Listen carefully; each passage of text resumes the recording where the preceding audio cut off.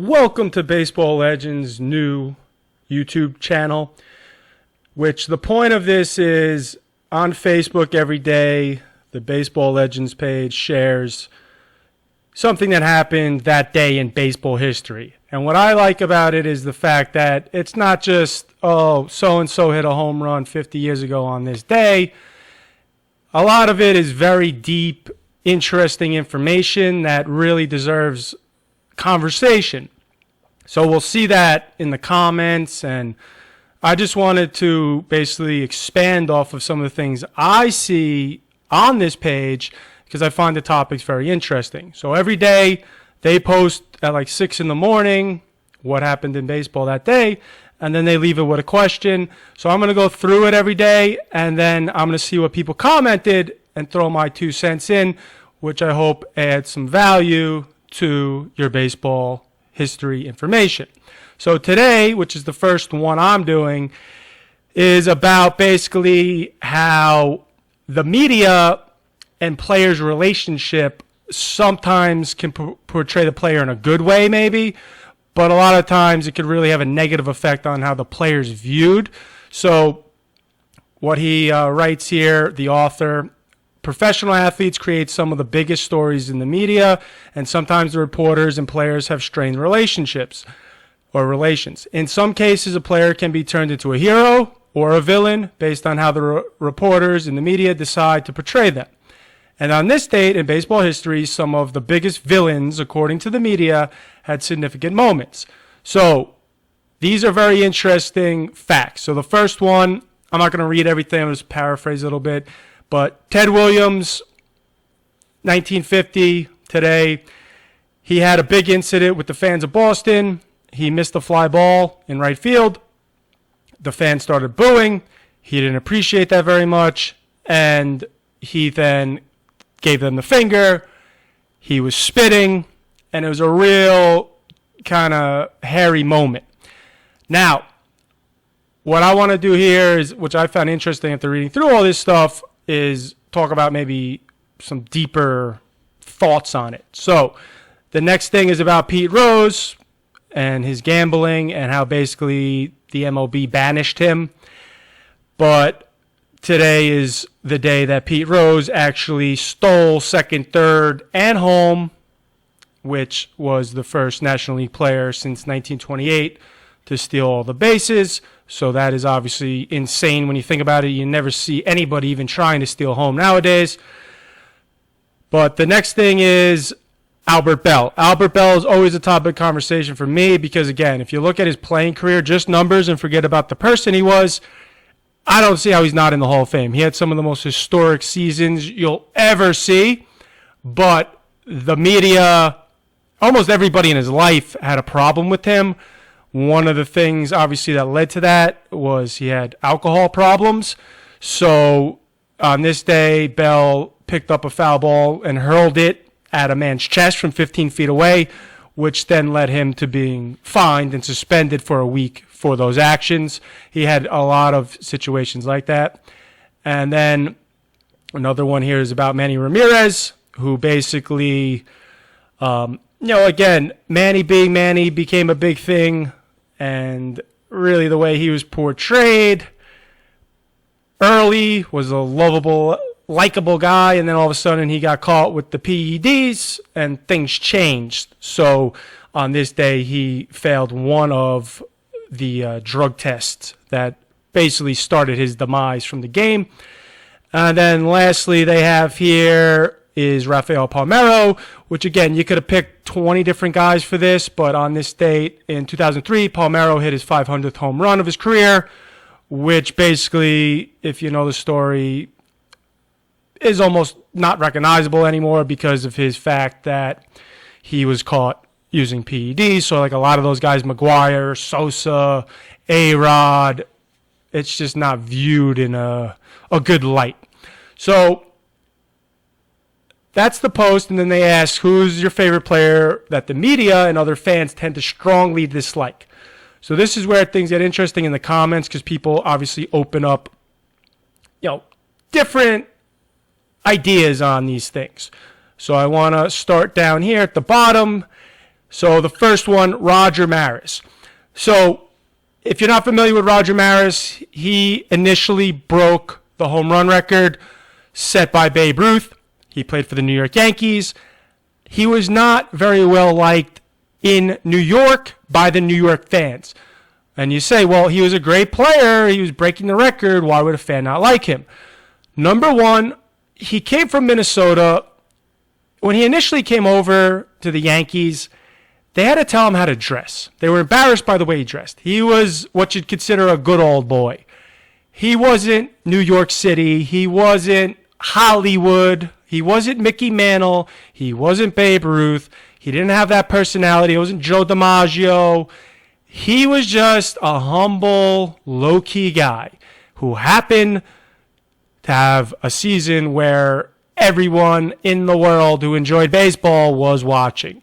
And the fact that a New York Yankee legend, Babe Ruth, held the record of home runs, which in baseball is the most revered record, the home run. Obviously now with Bonds hitting 73, in the steroids, it's kind of a little different. But again, still, the home run record is something that people always cherished and still do.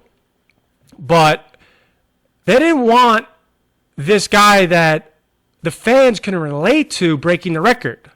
The media didn't like him because he wasn't giving them anything, and he also just didn't have that personality that of a star that you'd think like a New York Yankee. Like Roger Maris was the farthest thing from a New York Yankee, if you just closed your eyes and pictured one, that there could be. And it affected him. I mean, he wasn't happy. He had a lot of kind of mixed feelings about how he was being viewed. And to me, he just wanted to be a baseball player and be left alone. That's not happening in New York. We've seen a million different players crack under that pressure. He ended up obviously breaking the record, but I don't think he deserved what he went through, considering he really didn't do anything to warrant it. So that's a good pick, Roger Maris. Joe Jackson, on the other hand, he deserved it. He cheated the game. He legitimately cheated the game by, obviously the Black Sox scandal, and they threw the World Series to make money. So maybe he's your favorite player, but I would say that whatever views on Joe Jackson there were, I have never read or heard of anyone kind of disagreeing with the views on them. So I don't know if that was a media portrayal or just here's the facts and everybody agrees. So interesting. Now, the next one here is really interesting because this could go either way for a lot of people, and you see it in this post. I'm going to show you two. So this gentleman, Mike, talks about Ty Cobb. And obviously, you see the Baseball Legends author kind of agree with this statement. And then somebody else up here says, basically, what are you referring to in terms of Mr. Cobb and the fact that maybe he wasn't so bad as he was portrayed? And then he kind of asks the question, which is a valid one, like, what's motivating anybody to lie about somebody to kind of hurt them? So this is obviously a topic that you can't answer because there's no way to get the correct information. A lot of the people involved are obviously no longer alive. Everybody kind of has a different view on this. So what I wanted to do is, because you have one gentleman who's obviously entitled to his view of that he doesn't believe the fact that these things weren't justified, the fact that he was a violent man, the fact that he was racist, the fact that basically by some people he's considered the worst human being to play baseball, which is a strong claim. So that's obviously one view. And then the other gentleman here basically has the other view, which other people have brought up, the fact that maybe all that stuff or a lot of that stuff was a little exaggerated and maybe had some motives that we didn't realize. So Here's my kind of overall theme, which I'll tie Ted Williams into this also. So when you're talking about agendas and medias, we see this all the time, especially right now. Everybody always has something motivating them.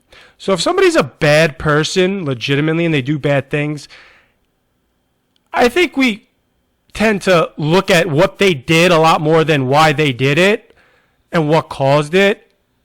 And I think that's a little bit of a problem, because if you see what caused it and you start connecting the dots, maybe you could avoid other people doing the same things. Or maybe you find out, hey, these are just random people amongst, billions of people who do things, and we just, there's nothing really anyone could do to stop it. But in Ty Cobb's case, his mother killed his father. Now, his father was a senator, so obviously he was a respected man, a very successful man. Ty Cobb, if you look at the way he spoke after the fact and as a player, he always mentioned that he did this for his father. He never got to see me play. And there's a lot of kind of thoughts that, he's very bitter towards his mother because of this. Now, if you have a parent kill the other one, and your parent's a high-profile figure to begin with, you got to question the toll that takes on somebody's mind. So the fact that you want to tell me Ty Cobb was an angry man and short-tempered and had a difficult time controlling his emotions, that makes 100% sense. So no argument here that the guy was definitely had issues. The other thing about his father being a senator is a lot of times when your parents or parent, especially father to son or mother to daughter, are very successful, the kids have a need or a want to impress them. So the fact that he felt he didn't have the opportunity to impress the person he was doing this all for, whether that's consciously or subconsciously, definitely I could see having an effect on his emotions and things like that. So when he came into the major leagues, one of the things right away that kind of got him off on the wrong foot was back then, even today I'm sure, but now you'll be on the front page of the news, there was rookie hazing. You came in as a rookie, you were treated a certain way by the veterans, you kind of had to earn your right to be one of the boys, so to speak. He refused. He said, I'm not partaking in this, you're not treating me any differently.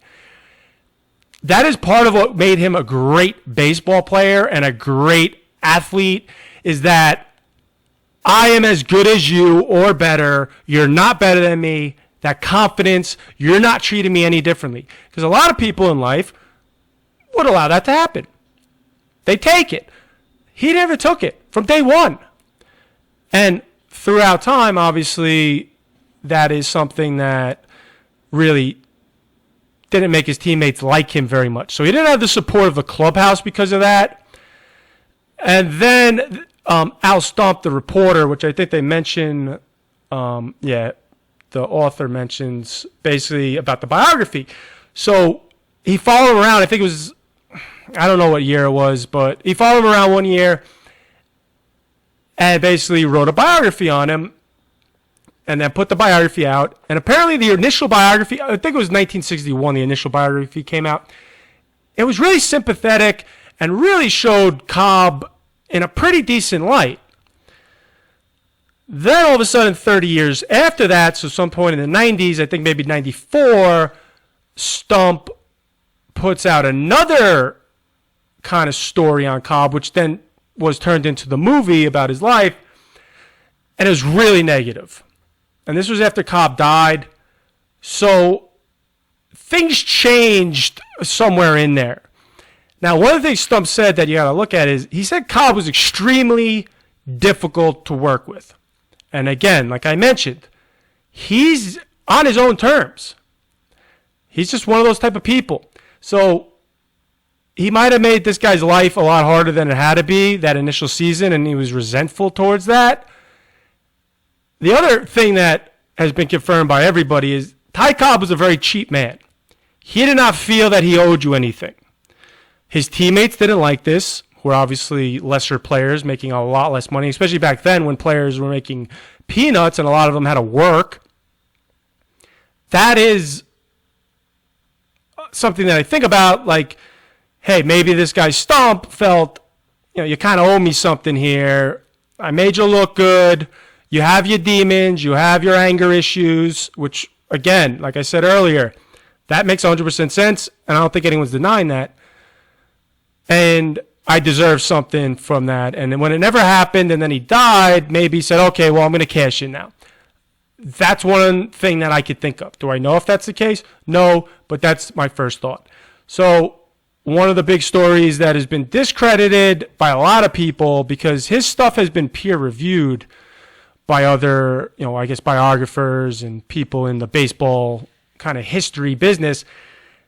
And the fight with the black clubhouse manager, the last name was Cummings, was basically discredited to the point where people don't even believe it happened. And again, these are baseball historians saying this, not just you or me. Nobody knows if it did or not, but the initial story, the way it was portrayed, was that it was a racially motivated event. This gentleman who worked in the clubhouse was black. He went to shake Ty Cobb's hand. Ty Cobb, with the narrative of him being a racist, didn't appreciate that, and he kind of beat the guy. And only one other person was there, and a teammate, I think it was, and he reported it. But it kind of got to the point where they said the teammate made it up, and it never even happened at all. And if it did happen, it definitely wasn't racism. Something was going on there. This is something that we'll debate to the end of time. But if you want to go with the idea that it never actually happened, or at least that it didn't happen over a racist view, you can look at Ty Cobb's kind of later on, his views and what he said about black players. When Jackie Robinson broke the color barrier, he's very supportive. He said, absolutely, they should have a right to play in the major leagues as long as they act. I think he said basically like a gentleman was the idea. I forgot the exact words he used, but if they act like we act in terms of everybody respecting the game, being good people, why not? Okay, so that makes sense. He didn't seem to have an issue with that, so maybe wasn't really as racist as he portrayed. Then Roy Campanella, who was an African-American catcher for the Brooklyn Dodgers, he got paralyzed in an accident, and then the Dodgers owner kind of had an event or, a celebration. I don't even know what you'd call that, but they were honoring him, and Ty Cobb went out of his way to write the owner saying how great he thought it was that they were honoring this guy because Roy Campanella is one of the greatest catchers in baseball history. So you have that, and then you also have him saying Willie Mays is the only baseball player he'd ever pay to see, who's obviously Willie Mays was also African-American. So could your views change over your life? Absolutely. But there's just a lot of information that kind of makes you sway towards maybe that stuff was a little exaggerated. And he was just an angry guy who would lose it sometimes. And that's very, very likely considering what happened to his family as a young man. So makes sense that, yes, he was angry. Yes, he was stubborn. Yes, he was probably impossible to get along with. But whether he was racist and an evil guy or not, that's the question. Okay? So Ted Williams now I bring into this because, again, you got to look at Ted Williams. Ted Williams was an extremely sensitive guy.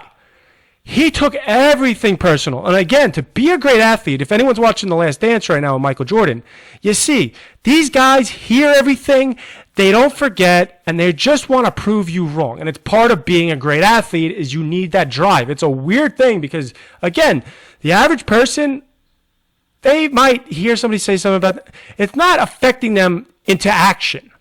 It might bother them. They might be upset by it. It might traumatize them even.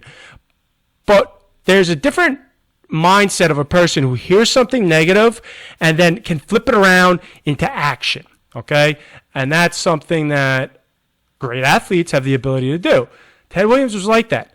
Now, he had this battle with the fans and the media, and part of the reason he was so angry and sensitive was, number one, look at his childhood. His mother was a Salvation Army kind of worker, and she was out on the streets a lot, basically saving other people, children and stuff like that. So she was obviously what you consider a good person, except if you're her children. So him and his brother, like I saw somewhere that they were almost like the first latchkey kids where 10 o'clock at night, nobody's home. They're making their own dinner. They're taking care of themselves. They both stated, hey, that bothered us a lot, that nobody, because the father was a drinker and had some issues. So he grew up craving that attention. You combine that with the fact that he's unbelievably talented, you get somebody like Ted Williams, where he's extremely successful, but he's extremely erratic in terms of his emotions. He's not the type of guy that's going to shake off something because he honestly feels kind of betrayed by everybody. Because if your mother can kind of ignore you and betray you, and that's how his view on it, obviously, as the son, not that, oh, she's doing something great for humanity, anybody could do that to you. So he didn't trust anybody, and any criticism had him fired up. And this wasn't the only time, obviously, this day in history that he had a run-in with basically fans or media. There's a story about him ripping the phone off the wall. So he was just a loose cannon almost. But one of the things that really contributed to that also is World War II. He had to serve, everybody was supposed to serve.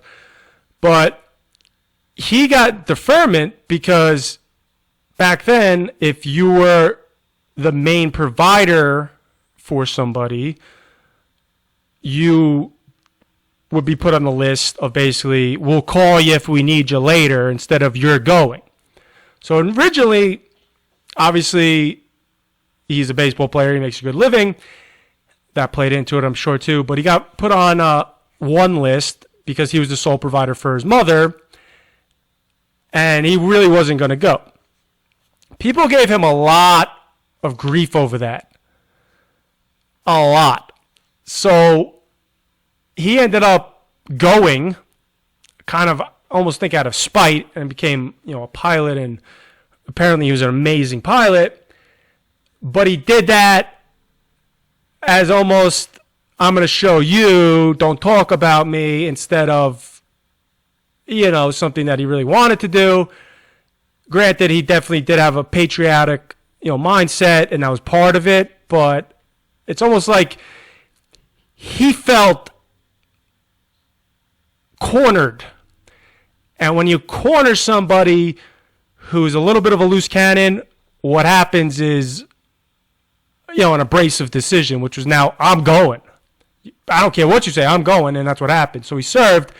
That obviously bothers him because, he obviously felt that a lot of his good years were wasted, which again ties into the fact he was concerned with what people thought of him. He was always craving that kind of attention, positive attention. The other thing about it is the Korean War then, so in 52, I think, he was then called upon again. Now that time, he definitely didn't want to go because he felt it wasn't right that somebody who served already now was being called again, because back then, that was basically how it was done, which could be still this today, where if you served earlier in a war and now you're out of it, they shouldn't call you first. But they called him first for whatever reason. I don't know exactly. And he really was resentful about that. So now you bring him back, in between these things and then after. He was pissed off.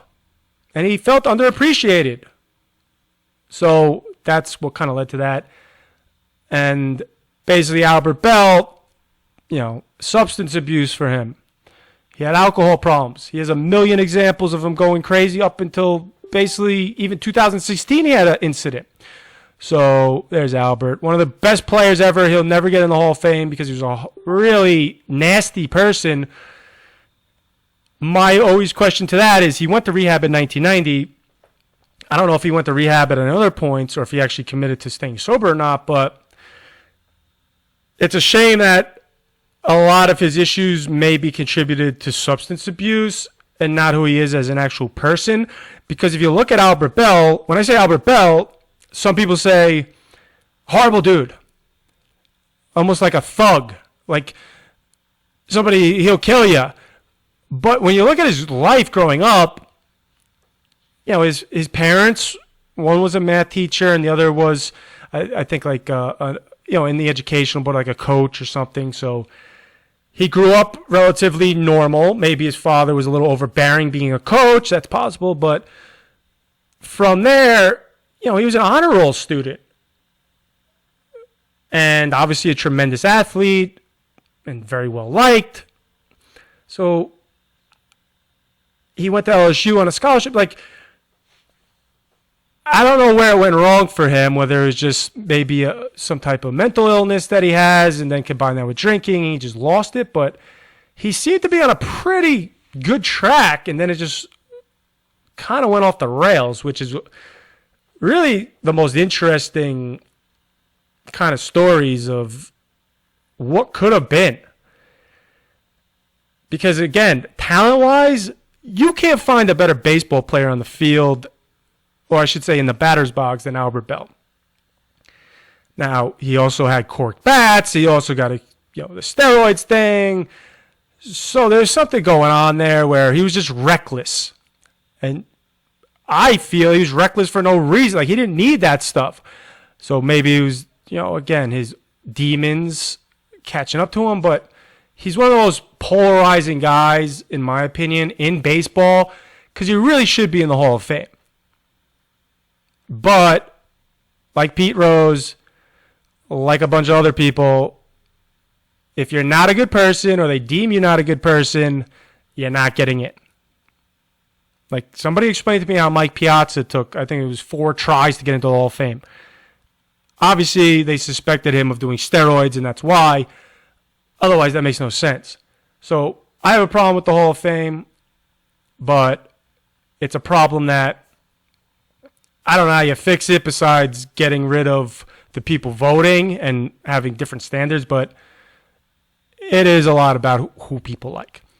So, interesting post.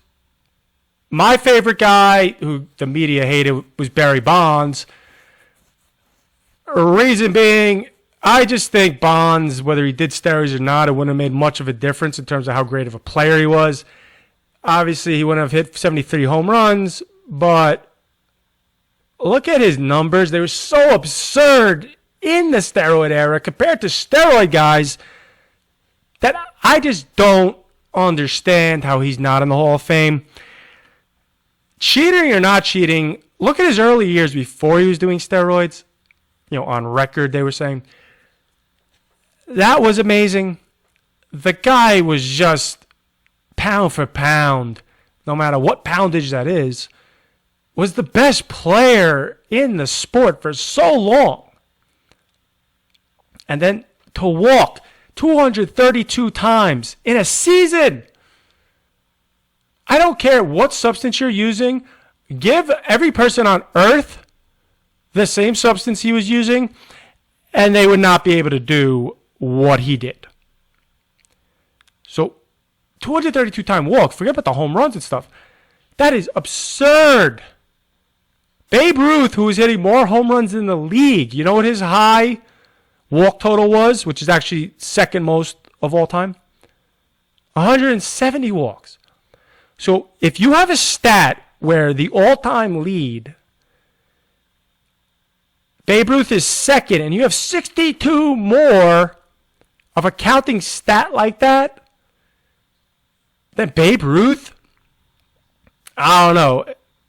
I just can't hate the guy. I was never a Giants fan. I was never a Barry Bonds fan.